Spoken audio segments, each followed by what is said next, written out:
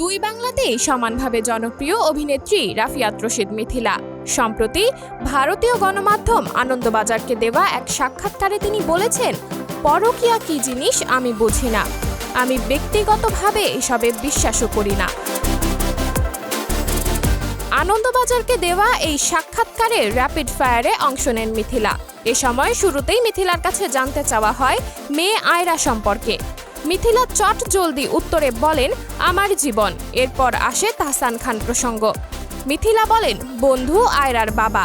এরপর স্বামী সৃজিত ও অভিনেতা মোশাররফ করিম প্রসঙ্গেও জানতে চাওয়া হয় এই তারকার কাছে।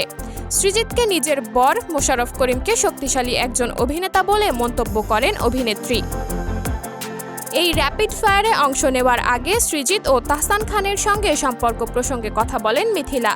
সেখানে অভিনেত্রী জানান, বিবাহ বিচ্ছেদ হলেও তাহসানের সঙ্গে তার যোগাযোগটা ছিল, নিয়মিত কথা হতো দুজনের মধ্যে, সেটা মেয়ে আয়রার কথা চিন্তা করেই।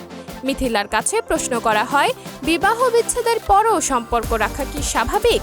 জবাবে অভিনেত্রী বলেন, সব সম্পর্কে বন্ধুত্ব নাও থাকতে পারে, কিন্তু সন্তান থাকলে তার স্বার্থ আগে দেখতে হবে। সন্তানের মানসিক স্বাস্থ্য আমার কাছে সবার আগে, এটাই উচিত। সাবরিনা জলিল, সবার কথা।